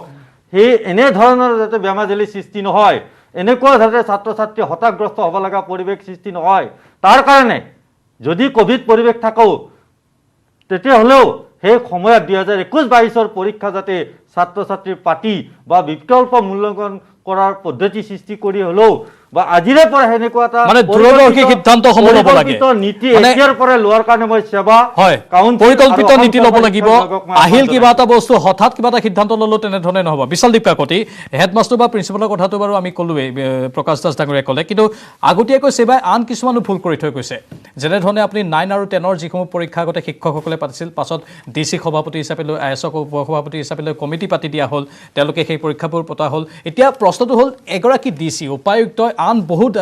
জিলাখনৰ বহু দায়িত্বত তেওঁ নিয়োজিত হৈ থাকে, বহু তেওঁ কাম পৰিচালনা কৰিব লাগে, তেওঁ এই বিষয়টোত কিমান বাৰু গুৰুত্ব দিব পাৰে, তেওঁ বাৰু এই বিষয়বোৰ কিমান চাব পাৰে, সেইবোৰ একো একোটা মাৰাত্মক ভুল নহয় জানো আপোনাৰ মতে? নিশ্চয়কৈ। সেইকাৰণে মই কৈছোঁ, যেতিয়া এখন কমিটি গঠন কৰা হয়, মই সন্মানপূৰ্বকভাৱে জনাইছোঁ যে বিশিষ্ট শিক্ষাবিদ আমাক লাগিবই, কিন্তু মই বাৰে বাৰে গুৰুত্ব দিছোঁ যে ছাত্ৰ ছাত্ৰীসকলৰ মতামত লওক আৰু গ্ৰাম্য অঞ্চলৰ যিসকল আমাৰ শিক্ষক শিক্ষয়িত্ৰী আছে তেখেতসকলৰ মতামত লওক। এই কাৰণে, কাৰণ গ্ৰাম্য অঞ্চলত কি সমস্যা হৈছে সেইটো কিন্তু চহৰ অঞ্চলৰ কিন্তু সেই বিশিষ্ট শিক্ষাবিদসকল বা IAS অফিচাৰে বুজি নাপাবও পাৰে। গতিকে তেনেকুৱা এখন কমিটি গঠন কৰা হওক। আৰু দ্বিতীয়তে মই এটা কথা কৈছোঁ যে 2বাৰ আমাৰ সমস্যা হৈছে, 2 বছৰ আমাৰ সমস্যা হৈছে, তৃতীয়বাৰলৈকে যাতে এই সমস্যাটো দেখা নিদিয়ে, তৃতীয়বাৰলৈকে যাতে ছাত্ৰ ছাত্ৰীয়ে এই সমস্যাত ভুগিব নালাগে, আজিৰ পৰা আপোনালোকে ব্যৱস্থা লওক, আজিৰ পৰাই প্ৰিপেয়াৰ্ড হওক। আৰু লগতে যদি কেনেবাকৈ অহা বছৰ আপোনালোকে পৰীক্ষা অনুষ্ঠিত কৰিব নোৱাৰে, তেতিয়াহ'লে মই ভাবোঁ যে CBSEৰ পৰা আপোনালোকে কিছুমান উদাহৰণ লওক, কেনেকৈ দক্ষতা বিকাশত গুৰুত্ব দি তেখেতসকলে খুব ধুনীয়া মাৰ্কশ্বিট প্ৰিপেয়াৰ কৰি আছে, খুব ধুনীয়াভাৱে পৰীক্ষা নিয়ন্ত্ৰণ কৰি আছে। এই বস্তুবিলাক গুৰুত্ব লওক। দিল্লী মডেলক যোনটো আমি বাৰে বাৰে প্ৰশংসা কৰি আছোঁ, দিল্লী মডেলৰ পৰা উদাহৰণ লওক। আৰু বাৰে বাৰে মই এটা কথাই কৈ আছোঁ যে ছাত্ৰ ছাত্ৰীসকলৰ যাতে জীৱনটো আপোনালোকে খেল ধেমালি বুলি নাভাবে, আৰু তেখেতসকলৰ যাতে জীৱন বা যি আমাৰ যি নম্বৰৰ বিতৰ্ক হৈছে সেইটো যাতে বিতৰ্ক পুনৰ নহয়, আপোনালোকে আজিৰ পৰা এইখিনিতে আমি ত্ৰিদীপ ভাগৱতী এটা কথা জনাটো অতি দৰকাৰ। যিখিনি কথা আমি পাতি আছোঁ, শ্ৰীনাথ বৰুৱা কমিটিৰ প্ৰতিবেদনত এইখিনি কিন্তু পূৰ্বতে কোৱা হৈছিলে, নহয় জানো? সেইবোৰ কথা কিন্তু আখৰে আখৰে পালন কৰা নহ'ল। আছু এই ক্ষেত্ৰত আছুৰো ক'বলগীয়া আছে। মই ত্ৰিদীপক সুধিছোঁ, মানে মূল কথাটো কি যে সেৱা আৰু এছেক আমাৰ জাতীয় অনুষ্ঠান, সেৱা আৰু এছেকৰ এই অনুষ্ঠান দুটা অসমৰ দৰে ৰাজ্য এখনত জীয়াই থকাটোৰ গুৰুত্বটো সৰ্বাধিক। আমাৰ কেন্দ্ৰীয় বোৰ্ড এখন থাকিব, আৰু আপুনি যদি চাই সেৱা আৰু এছেকৰ বিগত সময়ৰ যিখিনি কাৰ্যকলাপ, তাৰ বাবেই অভিভাৱকসকলৰ এটা খুঁত এটা বৈছে কিন্তু CBSE লৈকে। আৰু এইবাৰ এই ঘটনাটোৰ পাছত মই ভাবোঁ এই খুঁতটো বাঢ়িব। গতিকে সেইবাবেই সেৱা এছেক অসম চৰকাৰৰ সন্মুখত এতিয়াও সুযোগ আছে। এতিয়াও আমি যিদৰে আজি ক'লো যে বাকী জিলাসমূহত যদি হৈছে সেইবোৰ বন্ধ কৰি নিকা আৰু স্বচ্ছভাৱে বিজ্ঞানসন্মতভাৱে যিমান দূৰলৈ সঠিক কৰিব পাৰি, কাৰণ পৰীক্ষা নাই হোৱা গতিকে ফলাফলটো একেবাৰে সঠিকটো হ'ব নোৱাৰে, যিমান দূৰলৈ সঠিক কৰিব পাৰি বিজ্ঞানসন্মতভাৱে তেওঁলোকে কাম কাজ কৰি ফলাফলটো দিয়ক। আৰু সেৱা আৰু এছেকৰ সংস্কাৰৰ যিটো কথা সদৌ অসম ছাত্ৰ সন্থাই বহু সময়ত কৈছে, সেই কামবোৰত এইবাৰ অন্তত কিছু দায়িত্বশীলভাৱে তেওঁলোকে কাম কাজ কৰক, কাৰণ এতিয়া চৰকাৰখনে এটা সুযোগ পাইছে। তেওঁলোকৰ বাবেই এই যিখিনি 126 জন মানুহ, এই মানুহখিনি এমএলএ মন্ত্ৰী হোৱাৰ বাবে পৰীক্ষাটো হোৱা নাছিল। গতিকে এতিয়া চৰকাৰৰ সন্মুখত এটা সুযোগ আছে, এই বেমেজালিটো উৎখাত কৰি, এই ব্ৰেকেটটো উৎখাত কৰি এটা স্বচ্ছ নিকা আৰু বিশ্বাসযোগ্য ফলাফল এটা ছাত্ৰ ছাত্ৰীৰ হাতত দিয়াৰ এটা সুযোগ পাইছে। এই সুযোগটো তেওঁলোকে গ্ৰহণ কৰিব লাগে। নিশ্চয় আমি কিমান কম আৰু একেখিনি কথা আমি বাৰে বাৰে দোহাৰি আছো। ইয়াৰ পূৰ্বেও আমি এই ষ্টুডিঅ'তে এইখিনি কথা আলোচনা কৰিছোঁ, বাৰে বাৰে কৈ থকা হৈছে। তাৰ পাছতো কিন্তু যে সংস্কাৰ কিমান দূৰলৈকে কৰিব পাৰিব তাক লৈ সন্দেহ থাকি গৈছে, এইবোৰ ভুলৰ বাবে, এইবোৰ ভয়ংকৰ অৱস্থাৰ বাবে। মই সকলোকে ধন্যবাদ জ্ঞাপন কৰিছোঁ আমাৰ এই অনুষ্ঠানত উপস্থিত থকাৰ বাবে। এইখিনিতে চমু বাণিজ্যিক বিৰতি ল'ম। বিৰতিৰ পাছতেই আমি পোনপটীয়া সম্প্ৰচাৰত যাম লাভলীনাৰ ঘৰলৈ। আমাৰ সাংবাদিক তাত থাকিব, কাৰণ লাভলীনাই 24 তাৰিখে অলিম্পিকৰ যুঁজত নামিব। লাভলীনাক লৈ সকলো আশাবাদী হৈ আছে। আজি বিধানসভাতো উত্থাপন হ'ল। লাভলীনাৰ কথা আমি আলোচনা কৰিম বিৰতিৰ পাছত। Strong.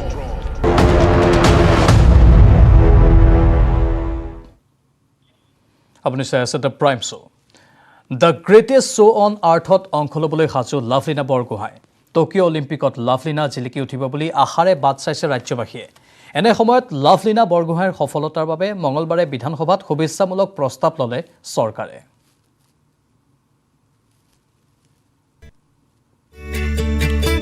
টকিঅ'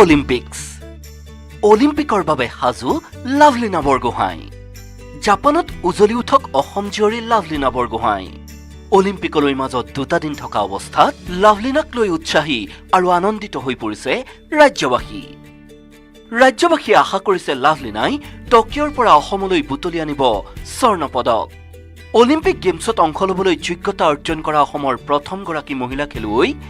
লাভলীনাৰ বাবে মঙলবাৰে চৰকাৰে অসম বিধানসভাৰ সদনত শুভেচ্ছা প্ৰস্তাৱ পাঠ কৰে। সদনত চৰকাৰৰ হৈ শুভেচ্ছা প্ৰস্তাৱ পাঠ কৰে সংসদীয় পৰিক্ৰমা মন্ত্ৰী পীযুষ হাজৰিকাই। অসমৰ সুযোগ্য সন্তান উদীয়মান মুষ্টিযোদ্ধা শ্ৰীমতী লাভলীনা বৰগোহাঁয়ে আগন্তুক টকিঅ' অলিম্পিকত মুষ্টিযুদ্ধ শাখাত ভাৰতবৰ্ষক প্ৰতিনিধিত্ব কৰাৰ যোগ্যতা অৰ্জন কৰি ৰাজ্যখনলৈ গৌৰৱৰ বাৰ্তা কঢ়িয়াই আনিছে। সুযোগ্য অসম সন্তানগৰাকীৰ এই কৃতিত্বক সগৌৰৱেৰে স্মৰণ কৰি অলিম্পিকত সৰ্বোচ্চ প্ৰদৰ্শন কৰি দেশ তথা ৰাজ্যখনলৈ গৌৰৱ লৈ আহিব বুলি আশা ৰখাৰ লগতে তেখেতলৈকে শুভেচ্ছা জনাই অসম বিধানসভাই আজি প্ৰস্তাৱ গ্ৰহণ কৰে। লাভলীনা বৰগোহাঁইক লৈ চৰকাৰে অনা প্ৰস্তাৱক শাসক বিৰোধী সকলো দল আৰু বিধায়কে আদৰণি জনায়। সকলোৱে অলিম্পিকৰ বাবে লাভলীনাক শুভেচ্ছাও জনায়। মই এই প্ৰস্তাৱৰ বাবে চৰকাৰী পক্ষক ধন্যবাদ জনাইছোঁ। আমাৰ সকলো যুৱক যুৱতীৰ বাবে নিশ্চিতভাৱে তেওঁ আদৰ্শ হ'ব। অসমবাসী আমি আশা কৰিছোঁ যে তাৰ পৰা সৰ্বোচ্চ উজাৰি দি লাভলীনা বৰগোহাঁই আমাৰ অসমবাসীৰ কাৰণে এটা অতি সুন্দৰ আশাৰ বতৰা কঢ়িয়াই লৈ আনক। লাভলীনা বৰগোহাঁই ডাঙৰীয়ানীক মই ব্যক্তিগতভাৱে আমাৰ দলৰ ফালৰ পৰা শুভেচ্ছা জ্ঞাপন কৰিছোঁ। মই এই প্ৰস্তাৱটোৰ খুবেই আনন্দৰে সমৰ্থন জনাইছোঁ। আমাৰ অসম জীয়ৰী লাভলীনাৰ সাফল্য কামনা কৰিছোঁ। সৰুপথাৰ সমষ্টিৰ বিধায়ক বিশ্বজিৎ ফুকনে লাভলীনা বৰগোহাঁইৰ সফলতাৰ বাবে উলিয়াইছে গো ফৰ গ্ল'ৰী শ্লোগান।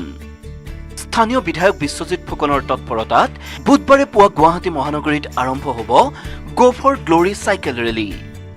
লাভলীনাক উৎসাহিত কৰিবৰ বাবে এই চাইকেল ৰেলীত অংশ লৈ চাইকেল চলাব স্বয়ং মুখ্যমন্ত্ৰী হিমন্ত বিশ্ব শৰ্মায়ো। উল্লেখযোগ্য যে টকিঅ' অলিম্পিকত এইবাৰ অসমৰ পৰা প্ৰতিনিধিত্ব কৰিব লাভলীনাই। কেমেৰা পাৰ্চন সঞ্জয় আৰু অঞ্জনৰ সৈতে বিপুল বৰ্মনৰ report, news 18 Assam north east. Best of luck Lovlina. Crore crore জনৰ মৰম আৰু আশীৰ্বাদ আছে লাভলীনাৰ সৈতে। আমাৰ জ্যেষ্ঠ সাংবাদিক বিপুল বৰ্মন লাইভত আছে, কাৰণ অহৰহ এই বিষয়টোৰ ওপৰত তেওঁ বাতৰি সংগ্ৰহ কৰি আছে। আৰু লগতে সৰুপথাৰৰ পৰা অৰ্থাৎ লাভলিনাৰ বাসগৃহৰ পৰা আমাৰ সাংবাদিক দেৱাশিষ গৌতম লাইভত আছে মই দুয়োগৰাকীকে স্বাগতম জনাইছোঁ প্ৰথমে মই বিপুল বৰ্মনৰ কাষলৈ যাব বিচাৰিছোঁ বিপুল বৰ্মন যিহেতু গো ফৰ গ্ল'ৰী শীৰ্ষক শ্লোগান লগতে কাইলৈ চাইকেল ৰেলী পুৱা 7 বজাতে আৰম্ভ হ'ব মুখ্যমন্ত্ৰীয়ে তাত অংশগ্ৰহণ কৰিব লাভলিনাৰ পিতৃও অংশগ্ৰহণ কৰিব কাইলৈ সদায় প্ৰচাৰৰ পৰা দূৰত থকা লাভলিনাই একনিষ্ঠ সাধনা কৰি গৈছিল এই সামগ্ৰিকভাৱে যুঁজখনত তেওঁৰ খেলৰ যুঁজখনত আজি সেই লাভলিনা অলিম্পিকত সকলোৱে আশা কৰি আছে বিপুল বৰ্মন আৰু কি তথ্য আছে আপোনাৰ লগত কি জনাব আপুনি চাওক আজি অলিম্পিক আৰম্ভ হৈছিলে 1896 চনত আৰু এই অলিম্পিকৰ যদি 125 বছৰীয়া যিটো ইতিহাস এই ইতিহাসত 1948ত তালিমেৰণাৱে আমাৰ অসম দলক বা ভাৰতীয় দলক প্ৰতিনিধিত্ব কৰিছিলে অসমৰ পৰা গৈ আৰু দ্বিতীয়জন হিচাপে 1992 আৰু 96ত 92 আৰু 96ত সেই সময়ত দীপাকৰ ভট্টাচাৰ্য যে আটলাণ্টা আৰু বাৰ্চিলোনাত দুবাৰকৈ অলিম্পিক খেলিছিলে তাৰপিছত তৃতীয়গৰাকী খেলুৱৈ হিচাপে শিৱ থাপাই 2012 চনত আৰু সেই সময়তে জয়ন্ত তালুকদাৰেও অসমৰ পৰা গৈ পাঞ্জাবাৰীৰ পৰা গৈ অলিম্পিক খেলিছিলে আৰু পঞ্চমগৰাকী খেলুৱৈ হিচাপে এবাৰ লাভলিনা যোগ্যতা অৰ্জন কৰিছে অসমৰ একমাত্ৰ খেলুৱৈ মহিলা হিচাপে প্ৰথম আৰু তেখেতক শুভেচ্ছা যিটো প্ৰস্তাৱ আজি আমি বাতৰিটো দেখুৱালোঁ ইতিমধ্যে যে আজি সংসদীয় পৰিক্ৰমা মন্ত্ৰীয়ে তেখেতে প্ৰস্তাৱটো দাঙি ধৰিছিলে পীযু হাজৰিকাই আৰু সেই সময়তে যিটো তাৰ উপাধ্যক্ষ নুমল মমিন ডাঙৰীয়া আছিলে সদনত আৰু তেখেতসকলে সকলোৱে লাভলিনাক শুভেচ্ছা জনাইছে বিৰোধী দলপতি দেৱব্ৰত শইকীয়াই শুভেচ্ছা জনাইছে মনোৰঞ্জন তালুকদাৰ CPIMৰ বিধায়ক তেখেতে জনাইছে আমিনুল ইছলাম ধিঙৰ AIUDFৰ ফালৰ পৰা আৰু দুৰ্গাদাস বৰুৱা BPF দলৰ ফালৰ পৰা আৰু বিশ্বজিৎ ফুকনে তেখেতে স্থানীয় বিধায়ক হিচাপে সকলোৱে এই শুভেচ্ছা প্ৰস্তাৱক সমৰ্থন জনালে আৰু সকলোৱে শুভেচ্ছা জনালে আৰু আপুনি কৈছে যে অহাকালি যিটো চাইকেল ৰেলী হ'ব ৰাতিপুৱা 7:45 মুখ্যমন্ত্ৰী নিজে উপস্থিত থাকিব এই যে লাষ্ট গেটত যিটো গোল ৰটাৰী আছে তাৰ পৰা আৰম্ভ হৈ নেহেৰু ষ্টেডিয়ামত সমাপ্ত হ'ব আৰু ইয়াতে অসম বিধানসভাৰ অধ্যক্ষ উপাধ্যক্ষ আৰু আটাইবোৰ মন্ত্ৰী বিধায়কসকলে তেখেতসকলে নিজে চাইকেল চলাব মুখ্যমন্ত্ৰীয়ে 126খন চাইকেল আনিব দিছিলে আচলতে লাভলিনাক উৎসাহ দিয়াৰ বাবে আৰু ইতিমধ্যে আমি এটা খবৰ পাইছোঁ যে কাৰ্বি পাহাৰৰ পৰা বা ডিমা হাছাওৰ পৰা ইতিমধ্যে যিসকল তাৰ বিধায়ক আছে তাৰ 4গৰাকী বিধায়ক আছে অকল কাৰ্বি আংলঙলৈ ডাক্তৰ নুমল মমিন আছে দৰসিং ৰংহাং আছে আৰু লগতে ৰূপসিং তেৰণ আছে তেওঁলোক বিধায়ক বিদ্যা সিংলেং আছে তাতে ইতিমধ্যে তেওঁলোকৰ যিটো ডেপুটি স্পীকাৰ ৰিতেশ ইংহি তেখেতসকলে এটা শুভেচ্ছা তেখেতসকলে গুৱাহাটীলৈ লৈ আহিছে আৰু অহাকাইলৈ লাভলিনাৰ বাবে তেখেতসকলে মুখ্যমন্ত্ৰীক সাক্ষাৎ কৰিব ইতিমধ্যে তাৰে CEM তুলিৰাম ৰংহাঙো আহিছে আৰু এনেধৰণে অসমৰ যিটো বৰাকৰ পৰা বা ব্ৰহ্মপুত্ৰ উপত্যকাৰ সকলোৱে বিচাৰিছে 3,30,00,000 মানুহে বিচাৰিছে যে এইবাৰ যিটো লাভলিনা এটা সুবৰ্ণ সুযোগ কাৰণ তেখেতে 69 কেটেগৰী ৱেল্টাৰ 8ত খেলে আৰু সেইটো ৱেটত খেলা তেখেতে বিশ্বৰ 3য় স্থানৰ আইবাৰ ৰেংকিং প্লেয়াৰ প্ৰথম স্থানত আছে তুৰ্কী ছেকেণ্ড স্থানত আছে চাইনিজ টাইপে আৰু থাৰ্ড স্থানত আছে আমাৰ অসমৰ জীয়ৰী লাভলিনা গতিকে তেখেতৰ ৰেংকিংটো তেখেতৰ চাইনিজ টাইপেৰ লগত ব্যৱধান বেছি নাই আমাৰ যদি 1200 আছে তেনেহ'লে চাইনিজ টাইপেৰ 1300 আছে গতিকে পইণ্ট গতিকে আমি হৰুৱাব পাৰিম সেইটো আমি নিশ্চিত গতিকে মই আশা কৰিছোঁ যে এইবাৰে স্বৰ্ণ পদক পাবই লাগে লাভলিনাই গতিকে এইটো এটা খুব সুবৰ্ণ সুযোগ আমাৰ লাভলিনাৰ সন্মুখত আৰু গতিকে আজি অসম অলিম্পিক সন্থাৰ ফালৰ পৰাও এতিয়া সাধাৰণ সম্পাদক লক্ষ্য কোঁৱৰ বা ভাৰতীয় বক্সিঙৰ ফালৰ পৰা অসমৰ যি সচিব আছিলে হেমন্ত কলিতা তেখেতসকলে টকিঅ'লৈ ৰাওনা হৈছে এখন গামোচা লৈ গৈছে লাভলিনাৰ বাবে তাত সকলোৱে স্বাক্ষৰ কৰিছে আৰু এই স্বাক্ষৰ কৰা গামোচাখন শুভেচ্ছামূলকভাৱে তাত দিব আৰু এটা কথা যে অসমৰ পৰা গৈ অগপৰ যিগৰাকী ৰাজ্যসভাৰ সাংসদ বীৰেন্দ্ৰ প্ৰসাদ বৈশ্য তেখেতো এইবাৰ চিফ দ্য মিছন প্ৰথমবাৰৰ কাৰণে অসমৰ এজন লোকে এই ধৰণৰ চিফ দ্য মিছনৰ দায়িত্ব লাভ কৰিছে গতিকে আমাৰ ইয়াৰ পৰা সীমিত সংখ্যক লোক টকিঅ'লৈ গৈছে লাভলিনাক উৎসাহ দিয়াৰ বাবে গতিকে লাভলিনাৰ 24 তাৰিখৰ পৰা খেল আৰম্ভ হ'ব আৰু আমি প্ৰতি মুহূৰ্তৰ খবৰ নিজে অসম দৰ্শকক জনাই থাকিম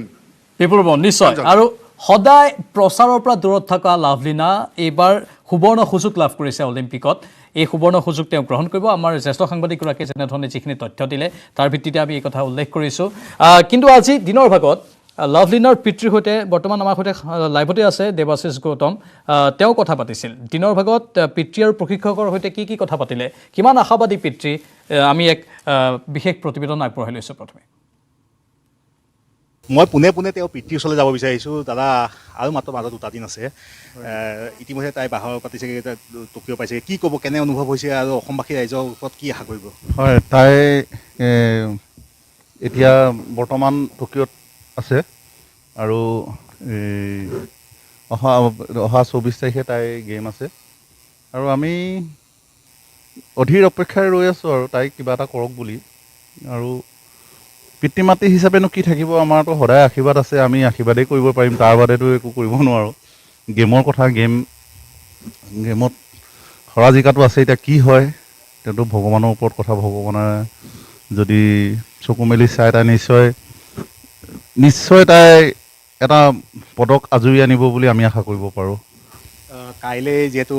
মাননীয় মুখ্যমন্ত্ৰী ডাঙৰীয়া ৰাতিপুৱা চাইকেল ৰেলী আছে তেওঁক শুভেচ্ছা জনাবৰ কাৰণে কি ক'ব সমগ্ৰ ঘটনা যিহেতু আজি এছেম্বলিটো লাভলীনা হৈ বিশেষভাৱে উত্থাপন হৈছিলে? হয় হয় হয় আৰু মানে কি হৈছে এইটো অসম চৰকাৰে যিটো পদক্ষেপ লৈছে এইটো এটা ভাল পদক্ষেপ লৈছে, কাৰণ উঠি অহা প্ৰজন্মৰ কাৰণে বিশেষকৈ আমাৰ লাভলীনা বুলি নহয় আৰু এইটো এটা মানে এটা ভাল পদক্ষেপ ভৱিষ্যত প্ৰজন্মৰ কাৰণে, বিশেষকৈ খেলুৱৈৰ ক্ষেত্ৰত। আৰু অসম চৰকাৰে যিখিনি এতিয়া সুবিধা আগবঢ়াব বিচাৰিছে যে 10,000 টকাৰ পেঞ্চন আৰু নেশ্যনেল গেম বা ইণ্টাৰনেশ্যনেল খেল। এয়া লাভলীনাৰ পিতৃৰ ভাষ্য আমি শুনিলোঁ। দেৱাশিষে এই সাক্ষাৎ গ্ৰহণ কৰিছিল। দেৱাশিষ গৌতম, আপোনাৰ কাষলৈ এতিয়া পোনপটীয়া সম্প্ৰচাৰত গৈছোঁ আমি। দেৱাশিষ, যিহেতু লাভলীনাৰ মাতৃ শাৰীৰিকভাৱে অসুস্থ, লাভলীনাই মানসিকভাৱে কিন্তু বহুখিনি কষ্টও তেওঁ পাবলগীয়া হৈছে। মানে তেওঁ নিজৰ গেম আগবঢ়াই নিয়াৰ লগতে, খেল আগবঢ়াই নিয়াৰ লগতে পৰিয়ালৰ বিভিন্ন দিশো তেওঁ নিজে চোৱা চিতা কৰিবলগীয়া হৈছে, নহয় জানো? নিশ্চয় প্ৰাঞ্জল, যিহেতু মাক যথেষ্ট অসুখীয়া আৰু খুব দুখীয়া পৰিয়ালৰ পৰা তেওঁলোক আহিছে, সেয়েহে তেওঁ যেতিয়া এবাৰ অৰ্জুন বঁটা পাইছিল, অৰ্জুন বঁটা 15 লাখ টকা তেওঁ মাতৃ চিকিৎসাৰ বাবে দিবলগীয়া হৈছিল। যিহেতু মাতৃ যথেষ্ট অসুখ হৈছিল, তেওঁ চিকিৎসাৰ বাবে যথেষ্ট টকাৰ প্ৰয়োজন হৈছিল। আৰু এতিয়া যেতিয়া মাতৃৰ লগত আজি ৰাতিপুৱা তেওঁ কথা পাতিছিলে, কথা পাতি কৈছে যে মই ভালে আছোঁ আই, তই ভালকৈ থাকিবি, সেয়ে কৈছে তেওঁ টকিঅ'ৰ পৰা। বিশেষকৈ যথেষ্ট দুখীয়া ঘৰৰ পৰা আহিছে, যিহেতু কিছু দায়িত্ব তেওঁৰ পৰা থাকিব। আৰু লগতে মই এতিয়া বৰ্তমান সৰু কথা যিহেতু আছোঁ, মোৰ লগত যথেষ্টখিনি শুভাকাংক্ষী আছে আৰু কেইগৰাকীমান কিশোৰী আছে, মই তেওঁলোকৰ ওচৰত যাব বিচাৰিছোঁ। যিহেতু এতিয়া চাৰিওদিশে কেৱল গো ফো গ্ল'ই লাভলীনা সকলোৱে তেওঁক উৎসাহ জনাব বিচাৰিছে। মই প্ৰথমতে তোমালোকৰ ওচৰলৈ আহিছোঁ। কোৱাচোন, যিহেতু আজি লাভলীনা সৰু পথাৰৰ পৰা গৈ টকিঅ' অলিম্পিকত ভাগ লৈছে, কি ক'বা এতিয়া তোমালোকে? হয়, আমি লাভলীনা বাৰ পৰা বহুত ইনস্পায়াৰ হৈছোঁ যে তাই মানে বিশ্বৰ আটাইতকৈ ডাঙৰ খেলখন খেলিব গৈছে, অলিম্পিক খেলিব গৈছে। আৰু আমাৰো মানে আছে যে আমিও খেলিম বুলি ভাবিছোঁ। মানে আমাৰ প্ৰাঞ্জল সকলোৱে লাভলীনাৰ দৰে হ'ব বিচাৰে, লাভলীনাৰ নিচিনা ইনস্পায়াৰ হ'ব বিচাৰি চবকে। মোৰ আৰু কি কিশোৰী আছে, কোৱাচোন, যিহেতু ইয়াৰ পৰা গৈ লাভলীনা আজি টকিঅ' অলিম্পিকত অংশগ্ৰহণ কৰিছে, কি ক'বা, কেনেকুৱা অনুভৱ হৈছে আৰু কি শুভেচ্ছা জনাব এই মুহূৰ্তত? হয়, পোনপ্ৰথমে তেওঁক আমি শুভেচ্ছা জ্ঞাপন কৰিব বিচাৰোঁ, কাৰণ মানে আমি বহুত গৌৰৱান্বিত যে ইমান এখন ডাঙৰ প্লেটফৰ্ম, অলিম্পিক্স নিচিনা এখন ডাঙৰ প্লেটফৰ্মত তেওঁ খেলিবলৈ সক্ষম হৈছে। আৰু বিশেষকৈ তাতকৈ বেছি ভাল খবৰ যে অসমৰ প্ৰথমগৰাকী জীয়ৰী তেওঁ লাভলীনা বা আমাৰ প্ৰথমগৰাকী জীয়ৰী যি অলিম্পিক্স নিচিনা এখন ডাঙৰ প্লেটফৰ্মত খেলিবলৈ সক্ষম হৈছে। আৰু তেওঁৰ পৰা আমি বুলি নহয়, মানে যিখিনি নতুন জেনেৰেশ্যন বা উঠি অহা প্ৰজন্ম, তেওঁলোকে মানে বহুত ইনস্পায়াৰ্ড হৈছে যে মানে তেওঁক লৈ বহুত ইনস্পায়াৰ্ড হৈছে। আৰু তাত তেওঁ এটা বহুত ধুনীয়া মেছেজ স্প্ৰেড কৰিছে তেওঁৰ পৰা, যে মানে এখন সৰু ঠাইৰ পৰা মানে ওলাই গৈ পিনে মানে আমি কিবা ভাল কাম এটা কৰিব পাৰোঁ। কাৰণ আজিকালি কোনোবাই কিবা এটাত মানে যদি মন দিয়ে ল'ৰা ছোৱালীয়ে, মাক দেউতাকে কয় ইমান সৰু ঠাই, আমিনো ক'ত এনেকৈ ইমান ডাঙৰ প্লেটফৰ্মত পাবাগৈ, তোমালোকে বাদ দিয়া, ইয়াতে যি কৰা। তো সেইখিনিৰ পৰা মানে এটা ডাঙৰ মানে এটা মেছেজ স্প্ৰেড হয় যে সৰু ঠাইৰ পৰাও আমি ওলাই গৈ পিনে মানে এখন ভাল প্লেটফৰ্মত কিবা এটা কৰি মানে নিজৰ হয় প্ৰাঞ্জল, সৰু ঠাইৰ পৰা গৈ নাম উজ্বলাব পাৰিম। মই প্ৰথমতে যাব বিচাৰিছোঁ এগৰাকী আৰু ক্ৰীড়া সংগঠকৰ ওচৰলৈ, যে আপোনালোকে যিখন কেম্প পাতিছিল, যি অনুভৱ পাতিছিল, তাৰ পৰাই আজি লাভলীনা ওলাই গৈ টকিঅ' অলিম্পিকত খেলিবলৈ সুযোগ পাইছে, কি ক'ব এই মুহূৰ্তত, কেনেকুৱা অনুভৱ হৈছে? অনুভৱ মানে খুবেই মানে আনন্দিত। আমাৰ নিচিনা এটা ভিতৰুৱা অঞ্চলৰ পৰা যে তেনেকুৱা এগৰাকী মানে বিশ্ব পৰ্যায়ৰ এগৰাকী বক্সাৰ যে আমি উলিয়াই পঠিয়াব পাৰিছোঁ, সঁচাকৈ আমি গৌৰৱান্বিত। আৰু আমাৰ ধনশিৰি মহকুমাতো সঁচা কথাত ক'বলৈ গ'লে মানে প্ৰতিভাৰ এটা খনি বুলি ক'ব লাগিব। ইয়াত মানে প্ৰতিভাৰ অভাৱ নাই। ইয়াৰ পৰা ইতিমধ্যে প্ৰায় 8জনমান খেলুৱৈ আন্তঃৰাষ্ট্ৰীয় পৰ্যায়ত বিভিন্ন প্ৰতিযোগিতাত অংশগ্ৰহণ কৰিছে। আৰু ৰাষ্ট্ৰীয় পৰ্যায়তো দেধাৰ খেলুৱৈ আছে। বাৰু যি কি নহওক, লাভলীনা বৰগোহাঁই মানে ৰিঙলৈ অহাৰ যিটো মানে তাৰ অন্তৰালত যিখিনি কাহিনী হৈছে, আজি তাৰিখত মই বিভিন্ন ফেচবুক যোগে হওক বা টিভিতে হওক বা হেৰিত মই বিভিন্ন ধৰণৰ কথা শুনি আছোঁ। কিন্তু প্ৰকৃতাৰ্থত কথাটো মই আজি মানে গোটেই মানে সমগ্ৰ অসমৰ ৰাইজৰ বাবে মই এটা কথাই মানে জনাব খুজিছোঁ যে 2012 চনৰ মে' নে জুন মাহৰ কোনোবা এটা তাৰিখত তদানীন্তন ক্ৰীড়াৰ সহকাৰী সঞ্চালক, মানে আমাৰ ডাইৰেক্টৰ অফ স্পৰ্টছৰ সহকাৰী সঞ্চালক উদয় কমল চেতিয়া ছাৰ আৰু ইফালে ছাইৰ সেই সময়ৰ সঞ্চালক সুভাষ বসুমতাৰী ছাৰে এটা কেম্প দিছিলে আৰু সেই কেম্পটোৰ দায়িত্ব মোৰ ওপৰতে অৰ্পণ কৰিছিলে আৰু আমাৰ ধনশিৰি মহকুমাত যিমানবোৰ শাৰীৰিক নিৰ্দেশক আছে বৰপথাৰ সৰুপথাৰ অঞ্চলৰ প্ৰতিজন শাৰীৰিক নিৰ্দেশকে মই খবৰ দিছিলোঁ যে ফুটবল এথলেটিক্স আৰু বক্সিঙৰ চিলেকশ্যন কেম্প আছে গতিকে তোমালোকে প্ৰতিশ্ৰুতিপূৰ্ণ খেলুৱৈ আনি পেলাই ইয়াত মানে নিৰ্দিষ্ট তাৰিখত আৰু নিৰ্দিষ্ট সময়ত তোমালোকে আনিব লাগিব আৰু ঠিক সেইমতে সৰুপথাৰ উচ্চতৰ মাধ্যমিক বিদ্যালয়ৰ খেলপথাৰত গোটেই খেলুৱৈবিলাক মানে একত্ৰিত হৈছিল আৰু প্ৰশিক্ষক যিসকল বা নিৰ্বাচক হিচাপে যিসকলক পঠাইছিল তাৰ পৰা তেওঁলোক আহি সেই কাহিনীটো আমি শুনিছোঁ নিশ্চয় বিভিন্ন খেলুৱৈসকলৰ ফুটবলৰ মাজৰ পৰাই প্ৰথমে লাভলীনা বৰগোহাঁইক হঠাৎ নিৰ্বাচিত কৰা হৈছিল আৰু সেইগৰাকী লাভলীনা বৰগোহাঁই আজিকৈ জাকত জিলিকা হৈ পৰিছে বিপুল বৰ্মন বোকাত পদুম ফুলে সেই কথাটো যেন আখৰে আখৰে ফলিয়াই লাভলীনাৰ ক্ষেত্ৰত এটা অত্যন্ত ভিতৰুৱা অঞ্চলৰ এগৰাকী যুৱতী হয় লাভলীনা আৰু ঘৰৰ অৱস্থাৰ কথা আমি ক'লোৱেই লগতে বিদ্যুতৰ লুকাভাকু সঘনাই তাত হয় পোহৰৰ চাকি ভালদৰে তেওঁলোকে দেখাই নাপায় এনেকুৱা ধৰণৰ এক অৱস্থাৰ মাজত তেওঁলোক থাকে আৰু তাৰ পাছত আজি গৈ লাভলীনা অলিম্পিকত আৰু তেওঁৰ দুগৰাকী ভগ্নীও নেশ্যনেল খেলুৱৈ নেশ্যনেল বিভিন্ন শিতানত তেওঁলোকে খেল প্ৰদৰ্শন কৰি আছে বিপুল হয় চাওক আচলতে এই যে বিশ্বৰ যে সৰ্বশ্ৰেষ্ঠ যে ক্ৰীড়া মহাযুদ্ধ এই মহাযুদ্ধ দুদিন পিছতে আৰম্ভ হ'ব যিহেতু জাপানৰ ৰাজধানী টকিঅ'ত গতিকে তাৰ বাবে সকলোখিনি প্ৰস্তুতি সম্পূৰ্ণ কৰিছে আমি গেমছ ভিলেজত ব্ৰেকফাষ্ট কৰা বা অনুশীলন কৰা বা তাত যিখন তেখেতৰ এক্ৰিডিটেশ্যন কাৰ্ড সেই কাৰ্ড লৈ ঘূৰি ফুৰা আমি দেখিছিলোঁ আৰু লাভলীনালৈ আমাৰ অজস্ৰ যিটো শুভেচ্ছা আছে আৰু তেখেতৰ যিটো সৰুতে যথেষ্ট কষ্ট কৰি কিনে ডাঙৰ হৈছিলে আৰু আচলতে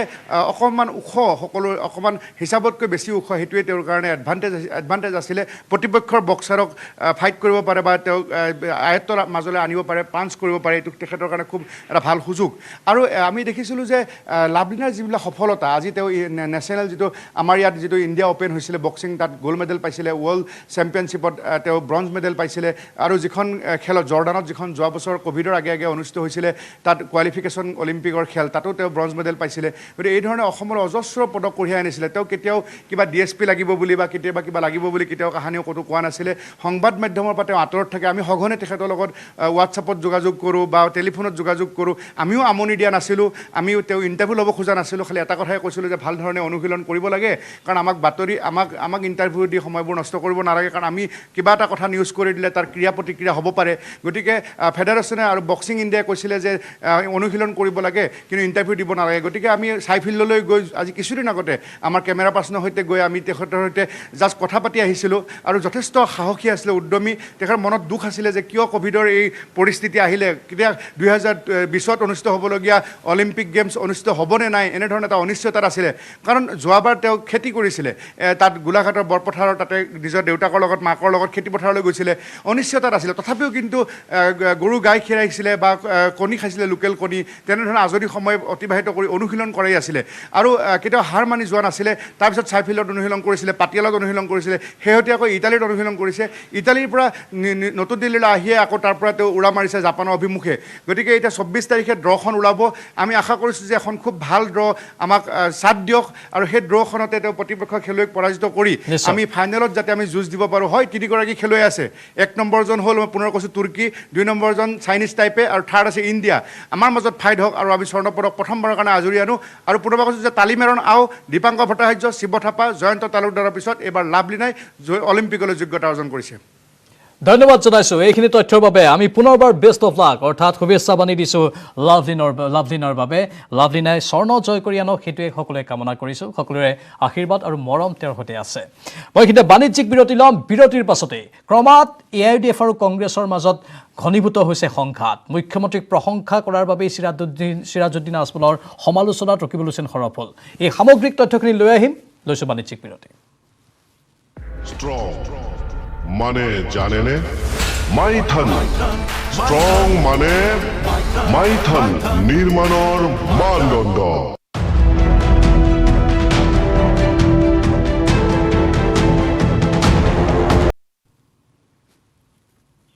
বিৰতিৰ পূৰ্বে আমি আপোনাক কৈছিলোঁ যে এতিয়া যেন ক্ৰমাৎ ঘনীভূত হৈছে কংগ্ৰেছ AIUDFৰ সংঘাত মুখ্যমন্ত্ৰীক প্ৰশংসা বিধায়ক চিৰাজুদ্দিন আজমলৰ আৰু চিৰাজুদ্দিনক লৈ নাৰাজ ৰকিবুল হুছেইন মিত্ৰতা প্ৰসংগত পুনৰ বিবেচনাৰ ইংগিত দিছে ৰকিবুলে একমাত্ৰ চিৰাজুদ্দিন আজমলে মুখ্যমন্ত্ৰীক প্ৰশংসা কৰাৰ বাবে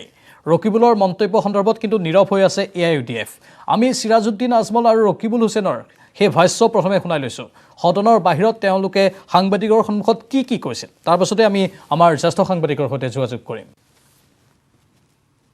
ডেভেলপমেণ্টৰ কাম CM সাহেবে